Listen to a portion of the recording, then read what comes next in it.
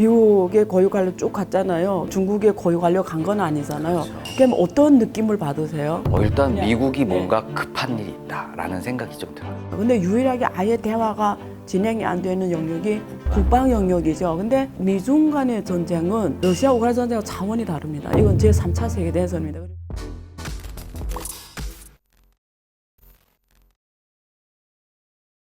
안녕하세요. 지식이 되고 돈이 되는 시간 정재훈의 부동산 클래스 정재훈입니다. 자, 오늘은 중국통으로 굉장히 유명하신 미국의 이제 어바인 대학교 안유아 총장님을 모시고 지금 현재 미중 패권 전쟁 중인데 지금 한국이 나가야 할 방향과 개인의 전략에 대해서 한번 깊이 있는 고민 시간 한번 갖도록 하겠습니다. 총장님 나와주셔서 감사하고요. 한번 저희 구독자분들께 한번 소개 한번 부탁드리겠습니다. 네, 안녕하세요. 부동산 클래스 구독자 여러분. 저는 안유화라고 합니다. 주로 국내에서는 중국 금융, 중국 경제 전문가로 알려있지만 사실 최근에는 디지털 금융, 가상자산, 메타버스 된 연구도 많이 하고 있습니다. 반갑습니다. 우리 교수님이 한번 의견 한번 좀 듣고 싶은 게 있는데요. 현재 지금 미중 관계가 굉장히 좀 복잡한 것 같아요.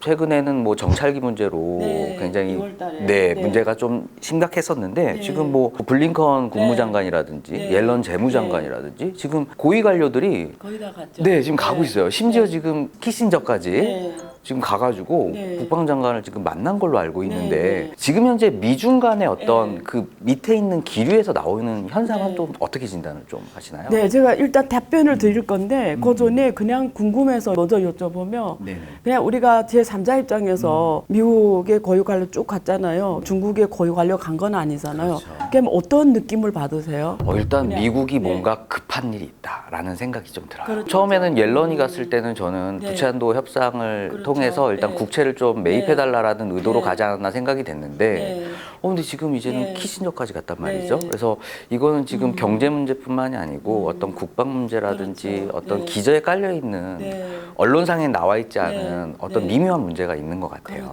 그래서 보통 우리가 비즈니스 해도 그렇잖아요. 두 분이 만나자 약속하면 급한 사람이 거기를 가는 거잖아요. 그런 면에서 확실하게 짐작할 수 있는 거는 미국 쪽에서 중국과의 대화가 굉장히 그것도 급하게 왜 필요하다고 생각하고 있다. 사실은 블링컨, 옐런 그리고 이번에 케리 기후변화 특사까지 갔지만 크게 성과가 없었어요. 근데 저는 사실 중요하게 안 보고 관찰하다가 키신저 가는 거 보고 이건 심각하다 이 생각 들었어요. 왜냐면 키신저는 100살 되는 그 정도 힘들어서 옆에서 지탱해 주잖아요. 그런 분이 얼마나 급했으면 그분이 출동했을까?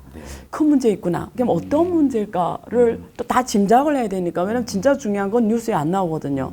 그래서 보니까 가자마자 가서 만난 게 중국 국방장관이에요. 리샹포. 그 사람이 미국 블랙리스트에 올라서 미국에서 지금 페널티를 주는 사람이란 말이에요. 근데 가서 그 사람을 만났어요.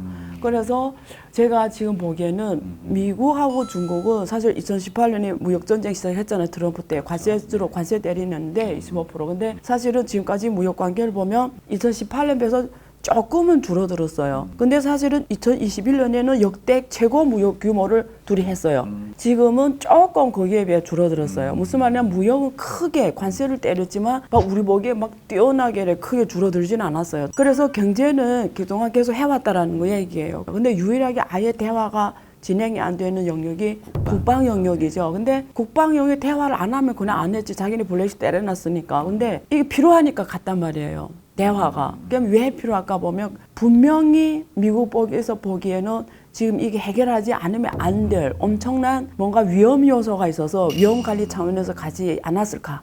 그게 대만 문제일까요? 아니면 우크라이나 문제일까요? 우크라이나 아니죠. 그래서 대만 문제죠. 그 대만 해협에서 미국 항공모함이 계속 거기 상시 출입을 해요. 그러니까 중국 공군이 거기에 대해서 공격 태세를 취하고 거의 뭐 위협할 정도로 해서 항공모함만 급하게 뭐 도망치듯이 나간 적이 있거든요. 그러니까 지금 순간에 어떤 이런 것들이 막 불꽃이 왔다 갔다 하는 거죠. 근데 사실 전쟁이란 건 항상 우발적으로 발생하는 거잖아요. 뭐 큰 흐름상에서 어떤 지금 둘 다 이 시점은 전쟁하면 안 된다라고 둘 다 인식을 해요. 이 시점은 왜냐면 중국 경제가 굉장히 어렵고 미국은 지금 러시아, 우크라이나 지금 아직도 빠져나오지 못하고 있고 계속 해줘야 되고 이런 입장에서 전쟁을 두게 하기엔 안 맞고 그래서 지금 상황이 부담스러우니까 이게 잘못 컨트롤해서 이게 미중 간의 전쟁은 러시아 우크라이나 전쟁과 차원이 다릅니다. 이건 제3차 세계대전입니다. 그러니까 그 정도로 위급하게 지금 국방 영역에서 대화가 안 되고 두 번째는 미국이 중국에 대해 지금 조금 그런 딜레마에 빠졌어요. 바이든 정부가. 네. 그 트럼프가 가장 강하게 중국을 압박하기 시작했단 말이에요. 네. 블루칼라 일자리 뺏어간 건 중국이라고 하면서 근데 바이든이 그거를 그대로 갖고 오면서 플러스 동맹국 같이 하는 전략을 취했단 말이에요. 플러스 포위 전략. 그러다 보니까 전반적으로 미국 국내에서는 공화당이든 민주당 영역이든 공동으로 인식하는 게 중국에 대해서 다 비호감이고 중국을 때려야 된다, 적이다, 경쟁자다 이렇게 그건 인식을 똑같이 해요. 그게 예. 교수님 보시기에 예. 이게 처음에 이제 2018년 트럼프가 이제 보복 관세를 때리면서 이제 미중 네. 관계가 이제 격화되기 시작했는데 네. 바이든 정부가 바뀌었는데도 네. 불구하고 지금 미국이 중국을 이번에는 동맹국들과 함께 포위해가지고 압박하는 정책을 펼치고 있는데 이상하게도 중국과 미국에 대한 어떤 이미지를 보면 네. 중국의 이미지가 오히려 조금 더 네. 안 좋아지고 네. 이런 부분들이 네. 계속 노출되고 있는 것 같아요. 네. 왜 그런 현상이 나타난다고 생각해요? 질문은 중국의 이미지가 더 안 좋아졌다 이렇게 지금 하셨잖아요. 근데 그건 한국 언론의 역할이 커요. 저는 중국 언론도 보고 한국 언론도 보고 또 다른 나라 언론도 보고 네. 제 3자 입장에서 보려고 하잖아요. 근데 한국 언론은 일변도예요. 그렇잖아요. 사람이 장단점이 다 있잖아요. 근데 항상 단점만 말해버리면 제가 차장님한테 제 3자 인물에 대해서 그냥 분명히 장점이 있는데 단점만 계속 말해주면 차장님이 그 사람 만났을 때 본의 아니게 시야가 이미 부정으로 시작해버려요. 그것도 팩터 놓치면 안 돼요. 이번에 그 이란하고 사우디가 같이 화해를 하고 네. 그리고 중동에서 위안화 결제에 대해서 지금 이란은 하고 있고 글로벌 사우스라는 개념 인도도 그렇고 멕시코도 브라질도 그렇고 중립 입장을 취하지 어느 줄에 안 서겠다고 다 이미 발표를 했습니다. 그러니까 무슨 말이냐면 지금 상황상 그 안에 휘말리는 게 싫어서 줄을 안 서거든요. 그리고 오히려 위안화 결제나 이런 그러니까 양국의 통화 결제를 더 확대하려고 하거든요. 그래서 양쪽에서 다 관계를 발생하면서 이익을 취하는 그런 면에서는 오히려 중국이 굉장히 공간이 넓어져서 특히 외교 무대에서 쭉 보면은 시진핑 3기 시작된 다음에 한 행보를 보면 그냥 외교입니다. 근데 대부분 다 주로선이 뭐냐면 경제협력 강화, 위안화 무역 결제 확대거든요. 그런 면에서 그런 나라들 가면은 달라요. 완전히 다르거든요, 얘기가. 그래서 근데 한국은 전략이 달랐다는 거죠. 한국은 윤석열 정부가 한미일 공조잖아요. 그러니까 한국 언론은 아무래도 거기에 맞춰서 갈 수밖에 뭐 독립된 언론도 있어요. 근데 무슨 말이냐면 아무래도 흐름상에서는 또 정서상 가치관상 또 중국에 대한 원화부터 부정적 이미지 컸고 하니까 그런 것처럼 보이는 거죠. 근데 사실은 팽팽하다는 거죠. 미중 갈등을 놓고 각 국가는 자국 이익 극대화 속에서 충돌성에서 피해자가 안 되려고 노력하는 거죠. 근데 한국은 완전히 일본하고 한국은 완전히 일변도로 가버린 거죠. 다르다고 보시면 됩니다. 스탠스가. 일단은 보면 중국이 제가 봤을 땐 네. 사우디아라비아랑 이란이랑 네. 굉장히 협조를 잘 해서 네. 이제 중국의 어떤 달러 패권에 네. 대한 국제화를 지금 추진을 하고 있더라고요. 네. 미국의 입장에서는 굉장한 네. 충격이었을 것 그렇죠. 같아요. 그렇죠. 이런 부분들은 앞으로 네. 어떻게 진행될 거라고 혹시 저는 일단은 확실한 게 있어요. 두 가지 팩터. 하나는 달러는 굉장히 신뢰를 많이 잃은 거는 팩터입니다. 어느 나라도 보면 이제는 쌍방향 결제, 그러니까 너와 나의 통화 직접적 결제를 많이 하겠다. 이게 확산이 됐어요. 어느 나라든. 아니면 물물 교환. 이란 같은 경우 인도도 사실은 인도하고 무역 결제할 때 있잖아요. 러시아 같은 경우는 달러 결제를 안 하겠다고 그래요. 그냥 루브라 결제를 하든지 해야 되는데 인도는 또 루브라를 받을 수 없잖아. 너무 환율이 크게 요동치니까. 그래서 결국 위안화 결제를 하자 이렇게 된단 말이에요. 그러니까 무슨 말이냐면 옛날에 달러 결제가 거의 뭐 8, 90%였다면 지금은 60%로 떨어지고 또 상황이 조금씩 변하긴 하지만 비중은 확실히 줄어들었어요. 그럼 그 공간을 누군가는 채워야 돼요. 그게 보통 유로화, 엔화, 다 국제통화, 주요통화인데 위안화도 이제 하나의 선택으로 들어가죠. 특히 미국이 쉽게 제재하는 국가들은 다른 선택이 없죠. 그러면 위안화를 할 수밖에 없는 상황이고 러시아하고 인도 무역이 위안화로 결제가 되는 거고 이런 상황이 연출이 되는 거죠. 중요한 거는 위안화가 이때 기회라고 볼 수도 있는데 위안화도 자체 한계가 있어요. 가장 큰 한계가 위안화가 자유 교환이 안 돼요. 우리가 비즈니스하는 기업 입장에서는 내가 원하는 만큼 원하는 시점에서 마음대로 대환을 해야 되는데 그게 안 되죠. 그러면 국제 주요 통화로서 이거는 가장 악클레건이에요. 그리고 환율 결정이 관리변동 환율제라고 하는데 거기에 각 통화가 얼마 비중으로 들어가는지 투명하지가 않아요. 중국 사람들은 거기에도 별로 이질감 안 느끼는데 외국 사람들은 거기에 굉장한 불안감을 느끼는 거죠. 그 관리변동 환율이 어떻게 결정되는지. 그러니까 우리가 지폐의 대외 가격이 환율이잖아요. 그러니까 그런 환율 결정 메커니즘 이런 것들이 중국에서 다른 나라에 대해서 어떤 신뢰적인 행동을 보이지 않으면 아무리 달러 비중이 줄어들어도 그 공간을 확대해가는 데는 굉장히 한계가 있죠. 그러면 세상이 어떻게 되냐면 공백이 생겨버리는 거죠. 원래는 달러가 일변도였는데 그러면 각 국가별로 생각 나름대로 하는 거죠. 금을 많이 갖고 있던지 아니면 뭐 국가 신용이 무너진 나라는 비트코인이나 이런 수단을 활용하든지 아니면 양국 물무교환 확대하든지 아니면 양국 통화를 서로 결제로 쓰든지 뭐 여러 가지 이 상황이 앞으로 혼잡하게 일어나겠죠. 국제화를 좀 추진을 하려면 그 네. 위안화의 어떤 강세 기조가 조금 네. 계속 유지돼야 될 것 같은데 지금 보면 달러는 뭐 달러 지수가 뭐 100 이상으로 조금 계속 네. 가치가 높아지다가 요즘 약간 떨어지죠. 낮아지는 떨어지죠. 추세긴 한데 위안은 지금 7위안을 돌파를 해서 굉장히 네. 약세란 말이죠. 네, 네. 그거는 결국에는 그 나라의 어떤 기초 체력을 그리고 네. 이제 주변의 어떤 시선을 이제 평가했다고 볼 네. 수가 있는데 어떻게 이 상황이 조금 더 나아질 수 있다고 보시는 건가요? 저는 이렇게 중국 위안화 환율에 대해서는 사실은 저는 시장 가격이 아닙니다. 큰 의미를 둘 필요는 없어요. 오랜 기간 동안 1달러 대비 8위안이었어요. 굉장히 오래. 그 말은 뭐냐면 위안화를 달러에 패깅시켰다는 얘기예요. 홍콩 달러처럼 그냥 패깅시켜버린 거예요. 그래서 위안화를 확 절하시켜가지고 무역 수출 조정 경제로 가려고 장기간 그냥 팔로 해버렸어요. 그러다가 중국이 외환 보유액이 많아지기 시작하면서 그리고 달러 너무 많이 들어오니까 이게 계속 팔로 해버리면 중국 국내 돈이 너무 많이 풀려버리는 거예요. 그 다음부터 2015년에 환율 개혁한데 이름이 그게 그때 관리변동 환율제입니다. 무슨 말이냐면 이제는 환율을 시장화를 점점 도입하겠다. 여러 다라국 국가들 통화에 이제 폐기제를 시키는 그래서 거죠. 100억 달러 이상 규모의 국가 통화에 무역 비중별로 웨이트를 줘서 환율을 결정하겠다 해서 그때 시작이 됐어요. 그래서 그때부터 이렇게 변동하기 시작했는데 그럼에도 불구하고 아까 말한 것처럼 환율이라는 이게 의미가 있으려면 사람들이 원하는 시점 원하는 만큼 마음대로 바꿔야 그 가격이 진짜 시장 가격이에요. 근데 말했잖아요. 중국은 위안화를 마음대로 못 바꿔요.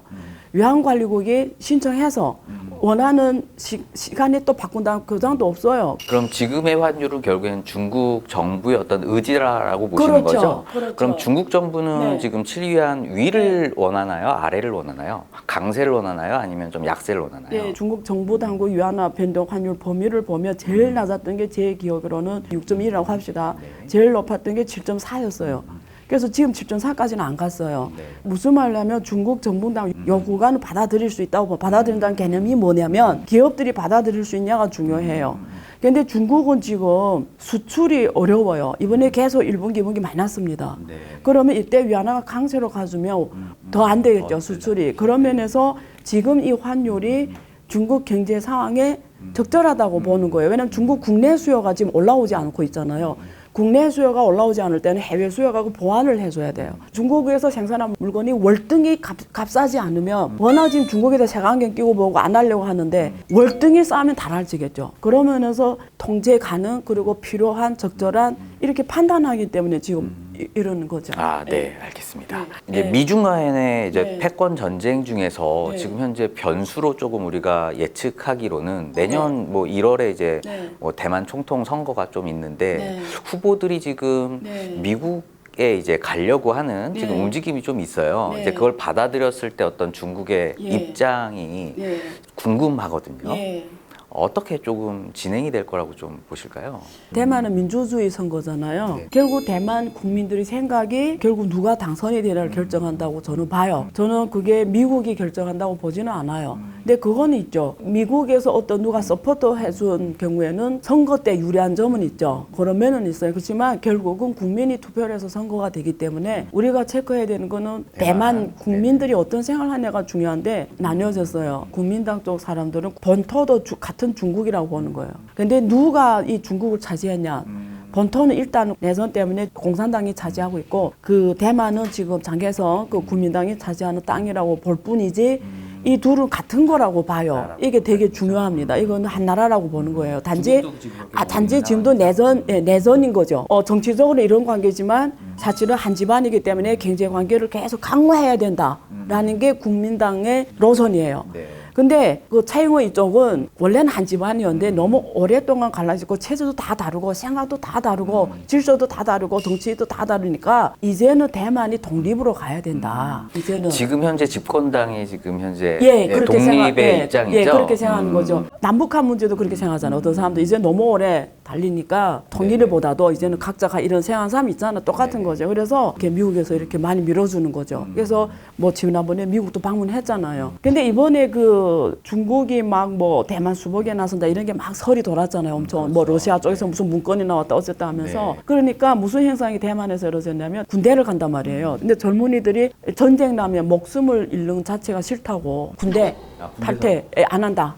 그래요? 왜냐면 무의미한 목숨을 잃는 게 그러니까 네네. 전쟁을 반대하는 거죠. 어떻게 보면 엄청난 벌금 내고 막 이러는데도 그 정도로 젊은이들은 전쟁에 대해서 굉장히 자기 목숨을 잃을 준비가 돼 있냐가 퀘스천이에요. 그럼 교수님 입장에서 지금 말씀을 해주시기를 대만의 어떤 젊은이들은 국민당에 그래도 입 대변을 조금 그건 하고 아니고 있다. 일단 전쟁은 아니라고 보죠. 정치 생은 각자 다르겠죠. 그럼 내년 1월에 혹시 대만의 어떤 정권이 국민당으로 넘어갈 가능성도 어느 정도로 좀 예측하세요? 근데 일단 대만 언론을 보니까 주로 이쪽이 더 많더라고요. 언론이라는 게 사람의 눈을 가리게 하는 역할도 할 수 있으니까.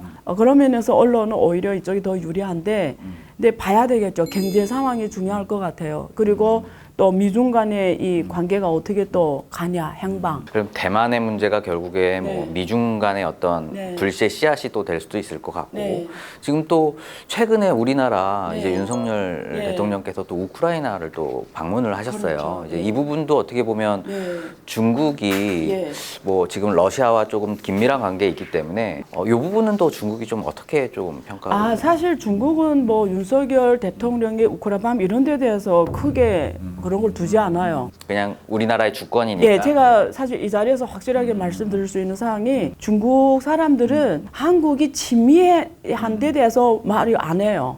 왜냐면 동맹국가잖아요. 네네네. 기정사실이잖아요. 여기에 대해서 왈가왈부하지 않아요. 지금 이거 한국 언론에서는 이거 정확하게 전달해 줘야 돼요.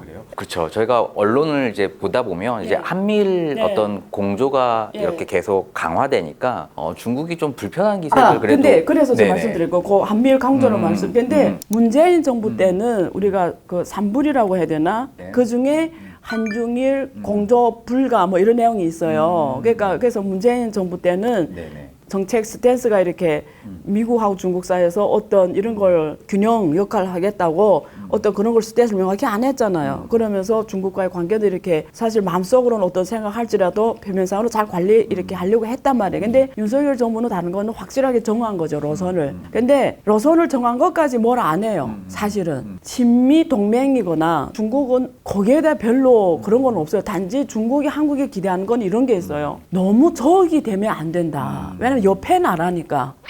그렇잖아요. 우리 아파트에 사는데 이웃하고 관계 나쁘면 엘리베이터에서 자주 만날 수 있으면 내 생활질이 확 떨어지잖아요. 중국은 어떤 나라면 적과도 장사하는 나라예요. 중국은. 그게 중국 사람들이 빗속에 있는 DNA입니다. 그러니까 중국은 장사에 뛰어난 사람들이에요. 장사, 자본주의 오히려. 무역은 이제 누구하고도 할 수 있다. 이데올로기를 뛰어나서 뛰어넘어서 할 수 있고. 그러니까 윈윈. 이게 중국 모든 사람 빗속에 있어요. 그러니까 적이라도 윈윈하면 된다. 그리고 특히 장사, 이게 모든 게 이해관계로 돼 있어요. 그래서 뭐 마크롱 왔을 때도, 숄츠 총리 왔을 때도 항상 경제로 얘기를 해요. 그게 어떻게 보면 중국의 장점이면서 단점이에요. 이해관계를 앞세운 관계는 이해관계가 없을 때 없어져요. 근데 중국은 다른 나라하고 외교할 때 항상 강조하는 게 이런 경제적 이해관계입니다. 그러면 빨리 같이 갈 수는 있어요. 대신에 사람이 우리가 진짜 친구가 되고 오랜 관계를 가려면 진짜 서로 친구가 돼야죠. 이해관계는 오래 못 가죠. 사실 그렇잖아요. 그러니까 저는 국가관계 똑같습니다. 그래서 중국이 앞으로 노력해야 되는 방향은 늘 경제관계만 강조하는데 여기에서 벗어나서 이제는 중국의 체제나 중국의 가치나 혹은 상대방의 체제나 상대방 가치를 서로 테이블에 놓고 서로 호심탄회하게 얘기하면서 국제 대화 속에서 서로가 서로를 받아들일 수 있는 이런 쪽으로 좀 더 강화해야 되는 노력이 필요하다고 봐요. 두 번째, 한미일 공조에 대해서는 좀 다르게 생각해요.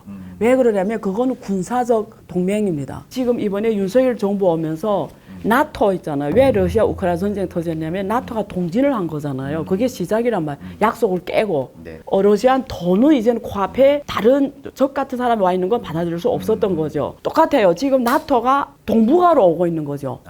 미국이 공조를 하면서 나토가 이쪽으로 와버린 거예요. 이 동북아에. 동북아에 지금 제일 중요한 건 세 국가잖아요. 네. 한국, 일본, 중국인데 나토가 지금 여기로 와 있다고요. 그러면 중국 사람의 입장에서 중국 사람이 러시아하고 똑같은 입장인 거죠. 어떻게 생각하겠어요? 그거에 대해서 그러니까 중국은 이건 군사적 안전하고 위협받는다고 생각하죠.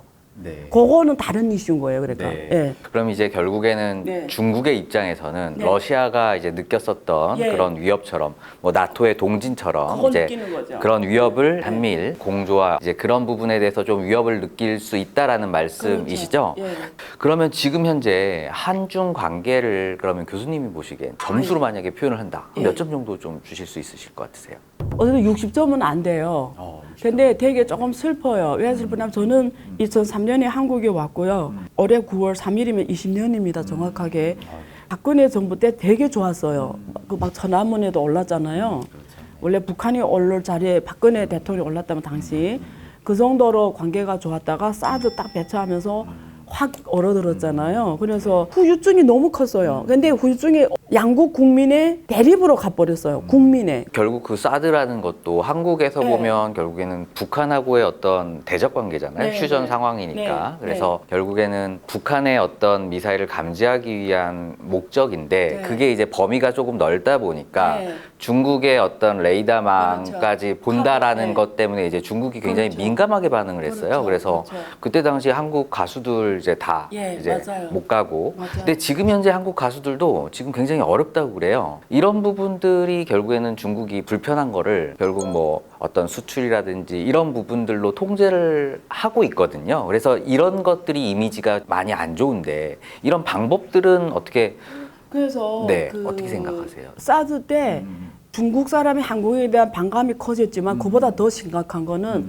한국인들이 중국에 대한 반감이 커졌는데 그게 쭉 오던 차에 코로나 터졌어요. 근데 코로나가 무한에서부터 시작됐잖아요. 그리고 뭐 여러 가지 작년에 상해 봉쇄 네. 이러면서 교류가 없어졌죠. 작년 12월 올해 1월에 중에서 완전 코로나 사태를 끝내면서 중국 가는 한국 사람들이 비자가 급격하게 늘어났어요. 싱가포르 중국 대사 마지막 50% 증가했거든요. 똑같이 중국에서 한국에 엄청 많이 왔어요. 제가 그걸 온몸으로 느낀단 말이에요. 한국 기업인들하고 중국 기업인들이 그동안 못 다녔던 걸 용서심 친 듯이 한국 기업인들도 많이 갔고 한국 관료들도 많이 갔고 중국의 기업인들도 많이 왔고 지방관도 엄청 많이 왔어요. 그게 언제까지였냐면 정확하게 4월 달까지였어요.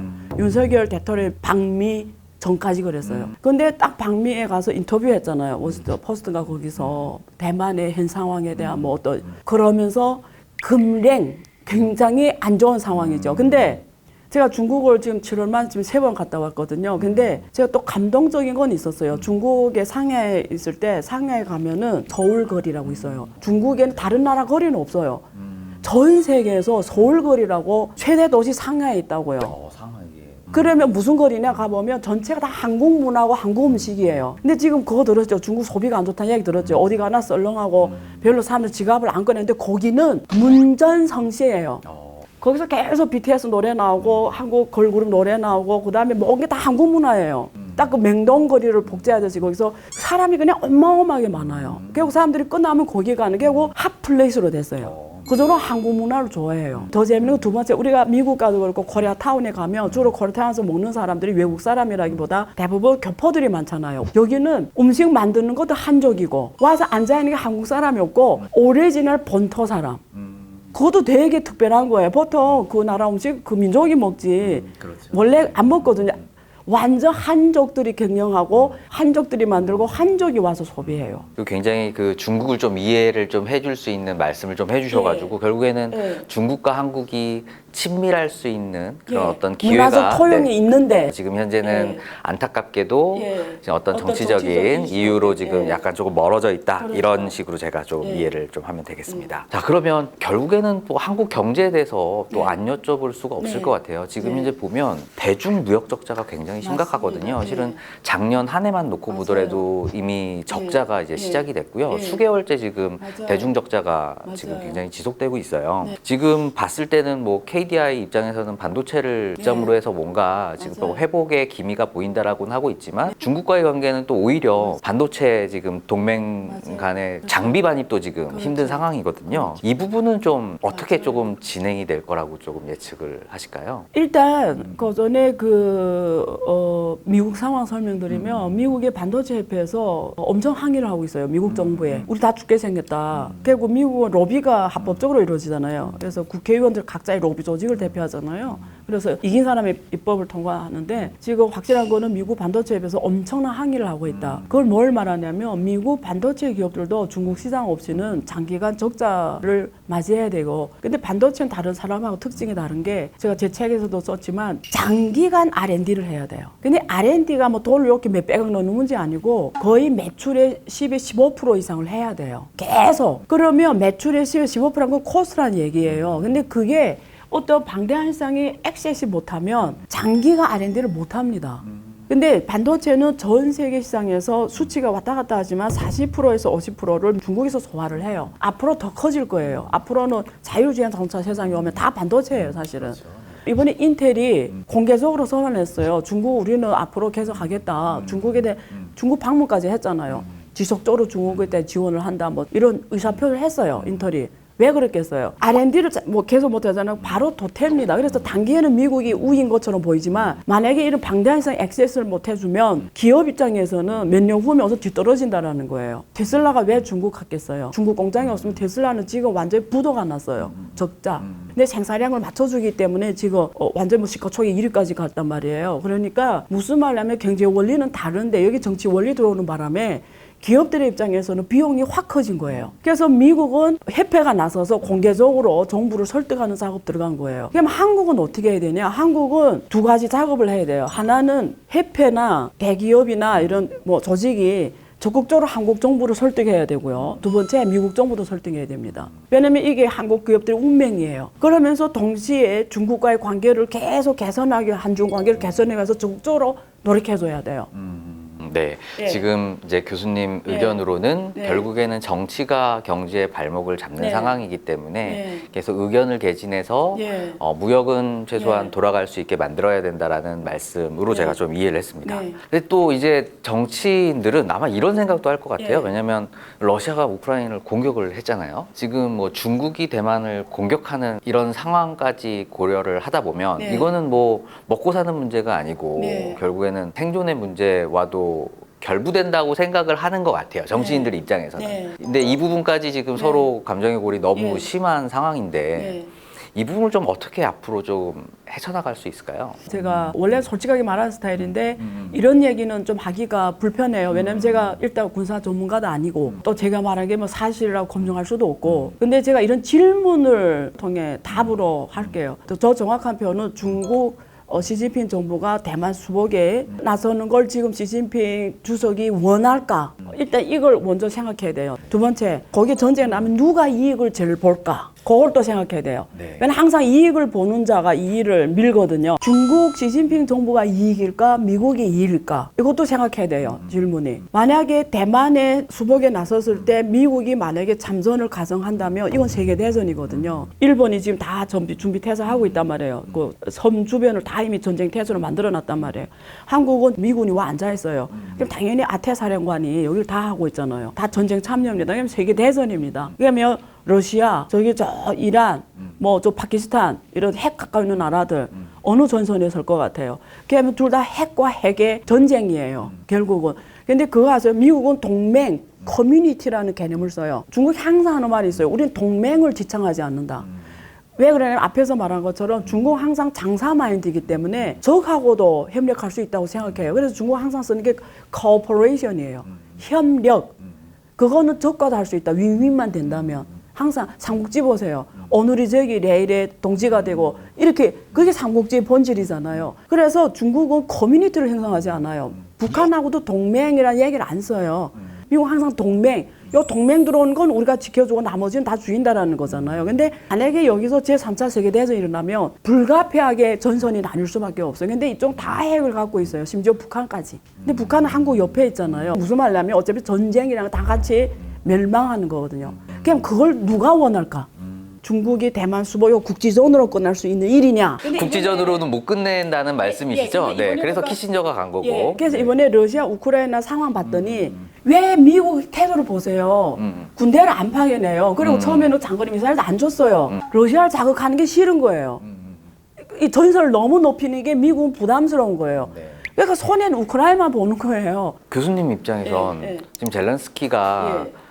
어떤 입장을 취하는 게 옳다고 보세요? 그 그래서 우크라이나인들을 위해서. 지금 젤렌스키와 그 미국 그리고 러시아와 다 딜레마에 빠졌어요. 근데 이게 길어질수록 젤렌스키와 푸틴은 한 길로 갈 거예요. 협의. 근데 지금은 협의를 안 한단 말이에요. 네, 왜냐면 결국엔 휴전으로 갈 거다라는 말씀이시죠? 옛날에 6.25 전쟁 때처럼 그렇죠. 네. 예, 계속 협상하면서 1년 넘게 전쟁이 이어졌잖아요. 예, 왜냐면 이 대가를 도저히 서로가 부담할 수가 없거든요. 그러니까 그렇게 갈 수밖에 없다고 봐요. 근데 단지 협의할 때 누가 우세를 잡고 협의하느냐가 중요하잖아요. 제가 고지전을 봤는데 누가 전쟁에서 이기냐에 따라 우리 파워가 박연 파워가 달라지니까 그 이슈 남은 거죠. 네, 그래서 조금 더 이제 서로 이제 격렬한 충동이 조금 더 남았다는 말씀으로 제가 이해를 하겠습니다. 다시 경제로 돌아와가지고 한중 간에 지금 불협화음이 좀 나는 상황에서 지금 무역 적자도 일어나면서 지금 한국 기업들도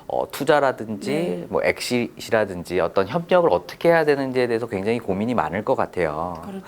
개인 투자자 입장에서도 한번 의견을 한번 여쭙고 싶은데 지금 상하이 지수 같은 경우에는 뭐 코스피처럼 이렇게 많이 떨어졌다가 한 중간 정도 오는 것 같아요. 근데 항생 지수는 굉장히 많이 떨어져서 지금 회복을 못 하고 있는 상황이더라고요. 그래서 혹시 개인 투자자 입장에서 뭐 지금 뭐 일본은 이미 전고점을 돌파했고 유럽도 지금 거의 전고점 상태인데 어떻게 중국 시장 혹은 홍콩 시장에 대한 투자 어떻게 좀 보고 계실까요? 사실 이걸 제가 그 제 책에서 논리를 풀어줬어요. 어떻게 봐야 되는지.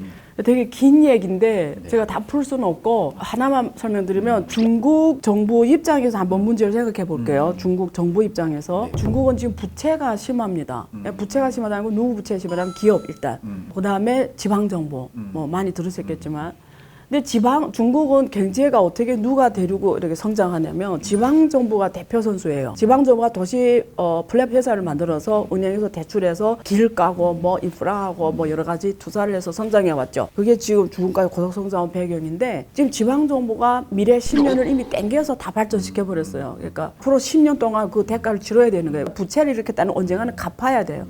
이자만 갚다 보면 아예 경제 쪽에 돈이 들어갈 수가 없어요. 그 대가를 장기간 치러야 되는데 근데 중국 정부 그걸 치다 보면 미래 4차 산업 주도 산업이 대표 선수 산업으로 중국 경제를 떠올리는 주도 산업으로 못 들어와요. 지금 부동산이 중국의 시멘트 GDP라고 내가 늘 말했잖아요. 부동산에서 나와서 미래 주도 산업, 고버 산업일의 주도 선수로 들어와줘야 되는데 건설 경기가 이제 부가가치였던 첨단 산업으로 이제 재편돼야 된다는 것이죠. 돈이 그럼 이쪽으로 가져야 되는데 돈만 풀면 옛날 빚을 갚는 거예요. 돈만 풀면 이쪽 모으는 거예요.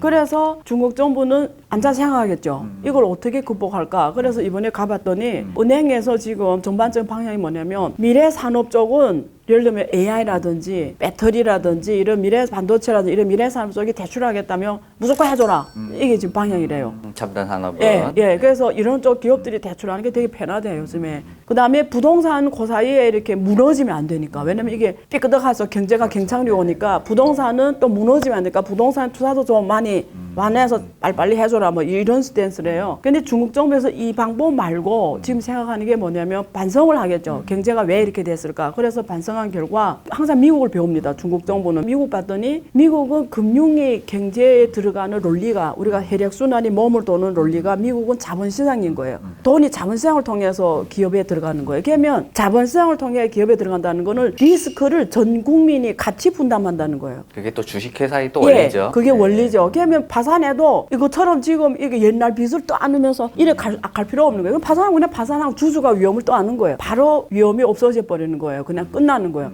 근데 이거는 부채 대출이다 보니까 안 끝나는 거예요. 계속 갚아야 되는 거예요. 금융권의 부실로 이루어지면 또 이어지고 커다란 은행이 문제가 파산하고. 되니까. 그래서 중국 정부 지금 전략이 뭐냐면 자본시장 이제 본격 키우겠다. 그래서 며칠 전에도 시진핑 주석이 이제는 자본시장 계획 개발 확대하겠다 뭐 이런 표현을 할 정도로 지금 엄청 키우겠다. 근데 이 말을 다른 말로 쉽게 하면 이제는 앞으로 기업의 융자 파이낸싱을 자본시장을 통해서 주로 하겠다라는 거예요. 그래서 중국의 자본시장 이제 투자에 대해 물어봤으니까 요즘에 그 중국에 떠오른 이름이 그 중터구라고 중국 특색의 밸류에이션 체계 만들어라 이렇게 지금 증감이 주석이 이 호에만이라는 사람인데 그렇게 말해서 그 말은 뭐냐면 우리말로 쉽게 이제는 중국 공산당은 자본시장을 통해서 파이낸싱 하겠다.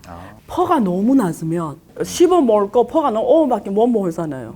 그러면 자본 융자가 충분하지 않으니까 지금 국유 기업들이 너무 저평가됐다. 그래서 국유 기업에 대한 합리적인 평가 체계를 만들어라는 거는 앞으로 중국 기관 투자가 국가대표 선수라고 하잖아. 얘네들한테 국유 기업이 합리적 평가를 해줘라. 이 뜻이에요. 개미 투자자 입장에서 말하면 주시장을 띄워야 되는 거예요. 그래 퍼가 올라가는 거죠. 그 띄우는 역할을 하겠죠. 왜냐면 중국은 다 은행, 증권, 보험이 기관 투자가 다 정부 거니까.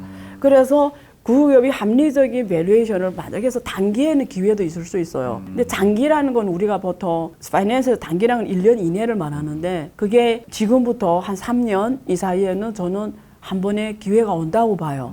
근데 그걸 내가 그 기회를 잡을 수 있냐, 내가 준비도 안 된 사람 잡을 수 있는 다른 이슈예요. 알짜 기업들이 이제 IPO를 하겠다는 하면서 말씀이죠. 네. 밸류에이션 좀 적당히 받고 하면은 이 경제가 돌아갈 수 있는 파이낸스 할 수 있는 공간이 있다라는 거죠. 네. 되게 좋은 예. 또 말씀을 주셔가지고 예, 너무 예, 감사합니다. 예. 결국에는 예. 중국 정부의 입장이 예. 파이낸싱을 주식 시장에서 할 가능성이 있기 때문에 우리가 개인 투자자 입장에서 네. 시장 자체가 이렇게 키울 수가 레벨업이 있다. 될 수 있다. 예, 예. 이 기회를 조금 우리가 네. 포착해야 된다라는 네. 말씀을 제가 이해를 했습니다. 자, 우리 또 교수님한테 또 부동산에 대해서 또 안 여쭤볼 수가 없을 네. 것 같아요. 저희 또 네. 채널이 또 부동산 채널이다 그렇죠. 보니까 네.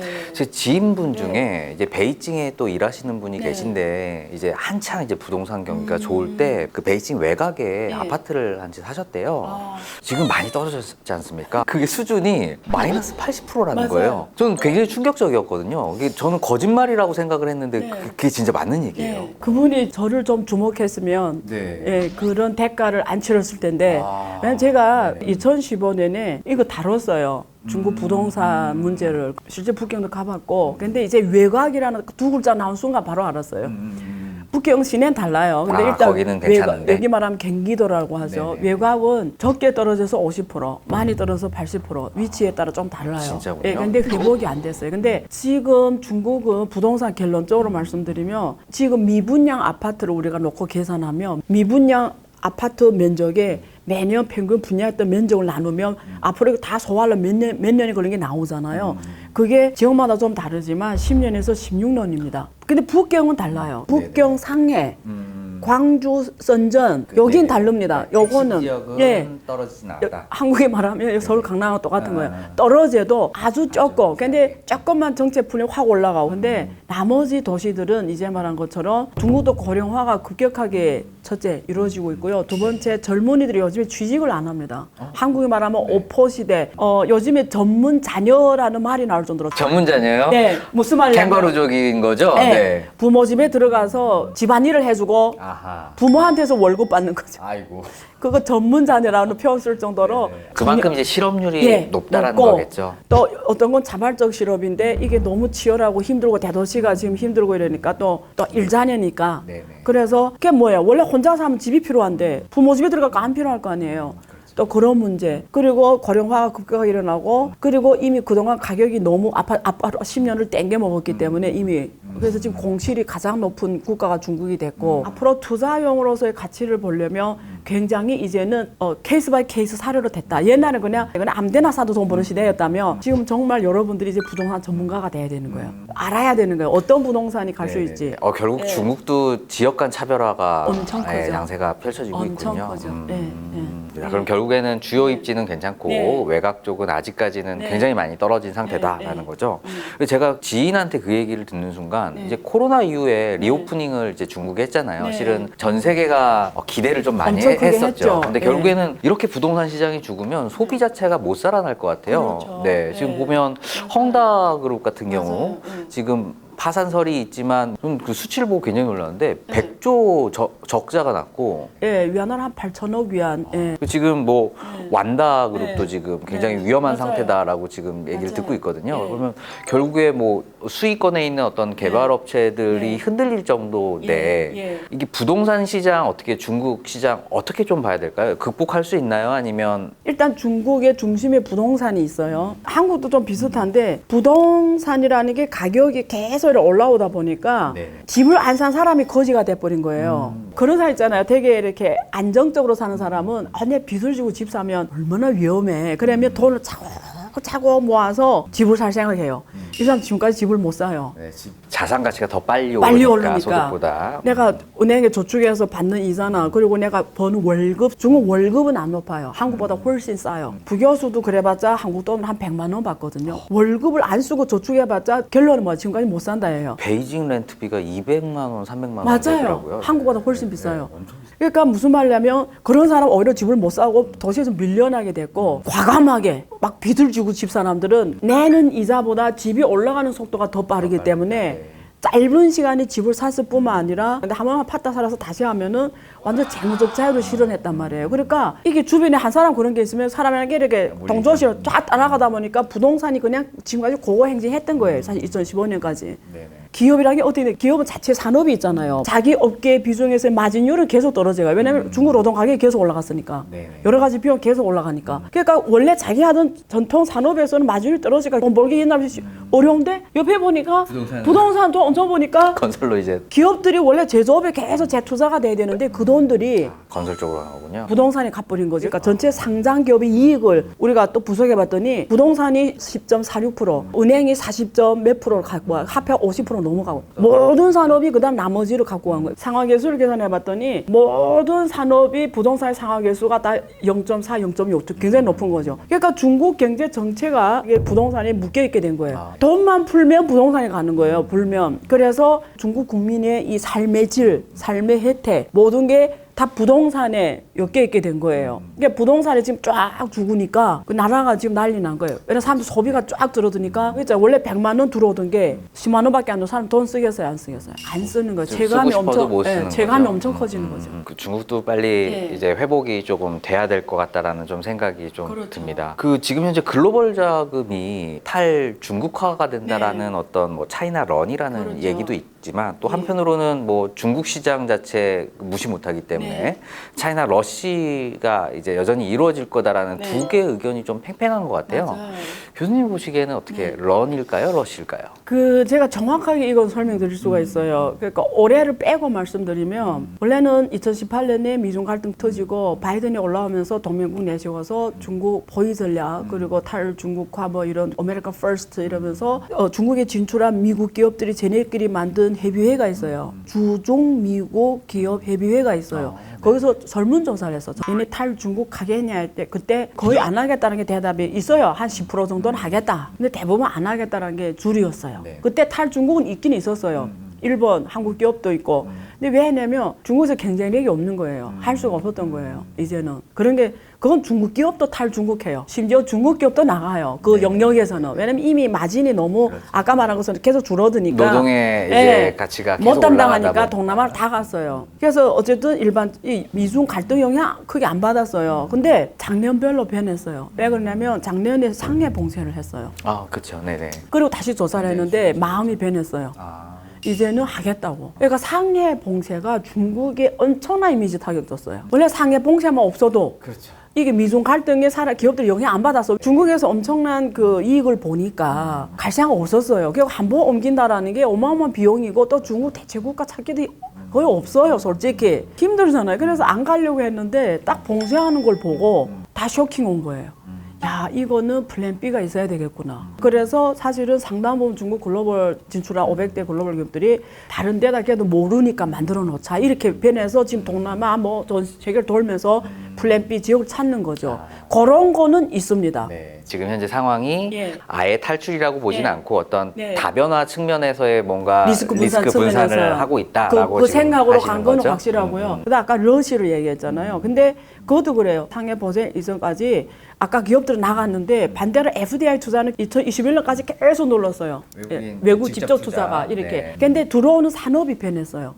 미래 산업이 많이 들어왔어요. 네. 미래 첨단 산업적이 많이 들어왔고 외국인 투자도 직접 예, 예. 들어왔다는 예, 거죠. 예. 중국이 네. 지금 네. 결국에 전 세계적으로 네. 뭔가 다시 한번 힘을 쏟을 수 있는 게 네. 결국 전기 자동차 그렇죠. 그쪽을 지금 굉장히 예. 밀고 있고 맞아요. 기술력도 굉장히 높은 걸로 예. 좀 알고 있거든요. 맞아요. 지금 세계 1위 자동차 수출국이 된 이유가 일본 제치고 전기 자동차 때문에 그렇게 됐거든요. 원래 처음에는 중국 자동차 누가 사겠어요? 선진국 안 살 거 아니에요. 처음에는 주로 뭐 아프리카, 주로 동남아가 샀어요. 근데 이번에 데이터 올해부터 달라졌어요. 유럽이 사요. 유럽이 사고 있어요. 그만큼 중국 자동차 이제 품질도 질도 높아졌고 올라왔다는 가격 거예요. 경쟁력이 예. 워낙에 좋다 보니까 예. 자동차 강국이 돼버린 거예요. 그래서 그런지 예. 우리나라 지금 주식 시장도 예. 2차 전지가 예. 굉장히 붐이에요. 예, 아마 장난 아니에요. 지금 중국이 또 잘하는 게 배터리입니다. 근데 앞으로 전기자동차 세상에는 자율주행 자동차로 가잖아요. 결국 배터리가 이제는 오펙 국가처럼 그게 누구냐면 중국, 일본, 한국이 제일 잘해요. 근데 중국 배터리까지 광산가 다 장악해버리니까 이제는 중국이 이 정도 더 커버린 거죠. 한국도 그렇고 모든 기업들이 이 미래 산업인데 그래서 사실은 한국하고 중국은 앞으로 더 협력을 해야 돼요. 그러면 이제 뭐 예. 지금 네. 미중, 예. 뭐 이제 한중 네. 그리고 이제 부동산에 대해서 네. 좀 말씀을 해주셨는데 제가 하나 또 여쭙고 싶어요. 또 가상 투자 전문가로서는 또 네. 굉장히 전문가시잖아요. 네, 비트코인을 또 안 여쭤볼 수가 없을 예. 것 같아요. 네. 비트코인이 뭐 가장 높이 올라갔을 때가 한 6만 불, 그렇죠. 그리고 가장 많이 떨어졌을 때가 한 15,000불까지 맞습니다. 떨어졌다가 지금 맞아요. 거의 3만 불에서 맞아요. 위아래로 움직이고 있는 것 맞아요. 같아요. 맞아요. 어떻게 이 가상 투자, 비트코인 혹은 이제 알트코인 같은 거를 지금 어떻게 들어가도 되나요? 아니면 앞으로의 미래는 좀 어떻게 보세요? 우리가 옛날에 코인 세상에 오기 전에 투자할 수 있는 자산을 보면은 한국은 주로 부동산 많이 했어요. 근데 주식, 채권, 부동산, 금, 뭐 원자재 뭐 이런 거였어요. 근데 확실한 거는 지금은 플러스 가상 자산이 포트폴리오에 들어왔다는 게 중요해요. 네네. 근데 이게 어느 만큼 중요하냐면 이게 뭐 개인이 투자해서 영향력이 없어요. 미국에서 ETF가 만들었다는 게 중요해요. 블랙스톤에서 ETF를 만들고 있죠. 근데 ETF를 만들었다는 거는 그만큼 돈을 모은 다음에 비트코인에 투자한다는 얘기예요. 기관이. 그게 중요한 거예요. 그러니까 기관이 들어왔다는 게 중요해요. 그러니까 이번에 선물, 현물 다 나온다고 그러잖아요. 이제 현물이. 이거 되게 중요해요. 그만큼 현물 수요가 올라간다는 얘기예요. 그래서 확실한 거는 이미 자산 포트폴리오에 코인이라는 게 들어왔다는 게 중요합니다. 나는 해야 되냐 문제 있어요. 네네. 이 방송 듣는 만약에 돈이 그렇게 많지 않다. 예를 들면 그냥 굳이 어려운 코인을 할 필요는 없어요. 네네. 왜냐면 할 게 너무 많은데 맞아요. 예, 그런데 돈이 너무 많다. 많다. 왜냐면 이게 돈이 많다라는 거는 관리를 잘해야 된다는 뜻인데 코인의 가장 큰 장점은 국경이 없다라는 거예요. 네네네. 몸만 공항에 나가면 어느 나라 가든 마음대로 빼서 쓴다라는 거예요. 근데 원하는 해외 나가 못 씁니다. 불법 외환거래법 걸려요. 그리고 달러나 이런 거는 한계가 있어요. 어느 나라 통화나 다 외환 관리에 걸려요. 어느 나라나 한계가 있다. 근데 돈이 어마어마하게 많으면 그게 많으면. 엄청난 마찰이다. 비용이 어마어마하다. 아, 오늘 되게 중요한 말씀 해주셨네요. 이게 결국에 가상자산이 오히려 그 자산이 적은 사람들한테는 변동성이 크니까 네. 약간 좀 안 해도 안 된다. 하는 게 낫고 네. 오히려 자산이 많은 분들은 다변화 측면에서 예, 그리고 한번 고민해 필요는 이 있다. 자산에 대한 어떤 국경을 초월할 수 있는 네. 능력이 있기 때문에 네. 이 부분 이제 또 기관도 들어오고 있으니까 고민을 좀 해봐라라는 말씀을. 근데 굳이 내가 모르는데도 꼭 사고 싶다. 그리고 돈도 많지는 않은데 난 굳이 하고 싶다. 일단 해보는 차원에서 이더리움만 먼저 공부하고 해보면 네. 이게 다른 자산은 돈이 많이 필요하잖아요. 근데 이더리움 몇백만 원 되잖아요. 집도 많이 떨어졌단 말이에요. 많이. 그냥 진입장벽이 낮다. 내가 한 방에 2배, 10배 버는 건 쉽다. 근데 다른 자산은 사실 어서는 그런 성장 공간이 크진 않아요. 근데 코인은 또 그런 공간이 와요. 이거 오해하시면 안 되는데 무슨 말이냐면 그런 면에서 진입장벽이 낮기 때문에 굳이 해보고 싶다면 이런 생각도 해도 된다. 네. 요 정도. 네, 알겠습니다. 너무 무리는 하지 말라. 네. 이렇게 아마 네. 얘기 제가 들었습니다. 네. 저희 네. 이제 20, 30대 네. 지금 청년들이 미래의 네. 세대인데 그래도 우리 교수님이 이제 이렇게 내가 살아보니까 아. 앞으로 이렇게 좀 살았으면 좋겠다라고 혹시 조언해 주실 거 있으면 한마디 좀 부탁드리겠습니다. 우연히 어떤 지인한테서 듣고 굉장히 충격받았던 건데 여기 마포에 그 국제학교가 있어요. 교훈이라는 게 있잖아요. 학교 네네. 교훈. 제 책의 앞에 프롤로그에도 적었어요. 너무 크게 가슴에 닿아서. 근데 그게 뭐라고 돼 있냐면 네. 앞에는 뭐 남을 존경해라. 경청해라. 예의 밝아라. 뭐 상호 존중 이런 게 있는데 마지막 5번째 뭐냐면 네. 리스크 테이킹 해라 말이 있어요. 오 정말요? 네, 리스크 테이킹? 위험을 감수해라. 네. 초등학교한테 보는 순간 엄청난 그게 올라와서 학이. 근데 왜 그러냐면 제가 금융을 가르치는 사람이에요. 근데 금융의 본질은 잘 아시겠지만 하이 리스크 하이 리턴이에요. 근데 놀라운 거는 내가 금융 박사하면서 금융을 하고 투자를 많이 했지만 항상 투자할 때 저는 뭐냐면 리스크를 안 지고 고수익을 추구하려고 해요. 또 특히 직업이 교수다 보니까 그런 게 더 강할 수도 있어요. 항상 리스크를 절대 안 지려고 해. 근데 항상 고수익을 추구하려고 해. 두 번째, 내 인생을 돌아봤더니 위험을 감수하려고 한 적이 한 번도 없어요. 여러분이 어떤 걸 도전하다가 딱 위험이 보이잖아요. 바로 도망쳐요. 또 안전한 데로 가요. 항상 인생을 지금 나이까지 안전한 길로 왔어요. 그래서 그걸 딱 보는 순간에 내가 파이낸스 교수 자격이 있냐 딱 그 생각 들었고 내 인생이 왜 이렇게밖에 안 되냐를 알게 됐고 그래서 저는 젊은 사람들한테 그래서 내 지금 도전을 시작한 거예요. 제가 대학을 하고 있잖아요. 투자를 한 겁니다. 개인 돈으로. 그러니까 제 인생에 이 나이에 리스크 테이킹 한 거예요. 제가 가만히 생각해 봤어요. 우리가 편하게 사는 방법이 있어요. 그냥 평범하게 평생 살 수 있어요. 제가 스스로 질문해. 그게 인생일까? 너의 잠재력이 뭔지도 모르고 아무것도 안 하면 아무 위험도 없어. 안전해. 먹고 사는 걱정 없어. 그럼 너는 이 세상에 살았다고 말할 수 있을까? 그 질문을 한 거예요. 스스로한테. 네. 걔는 한 이 나이 돼도 제 질문에 만약에 내가 몇 살에 죽을지 모르겠는데 죽었을 때 평생 이렇게 살았으면 난 죽을 때 되게 아쉬울 것 같아요. 근데 내가 도전하는 모든 것들이 실패라 할지라도 난 후회는 없을 것 같아요. 왜? 난 그래도 한 번은 도전은 해봤다.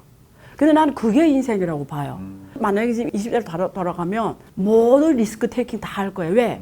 젊었기 때문에 실패해도 it's okay. 지금 안 하면 그렇게 살다 죽고 싶냐 이거죠. 그리고 대한민국은 리스크 테이킹하는 어마어마한 젊은 사람들 열정이 필요해요. 특히 지금. 그리고 세상을 볼 때 다른 사람 말에 영향받지 말고 언론에 영향받지 마세요. 내가 본 걸 믿으세요. 현장 가보세요. 가 느끼시고 보면은 달라집니다.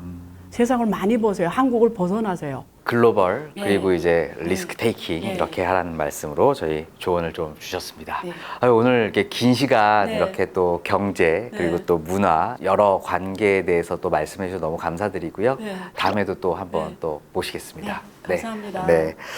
자, 오늘 영상이 좋으셨다면 구독, 좋아요 그리고 알림 설정 좀 부탁드리겠습니다. 정재훈의 부동산 클래스는 다양한 각계각층의 전문가분들을 모시고 좋은 영상으로 여러분께 찾아뵙도록 하겠습니다. 감사합니다.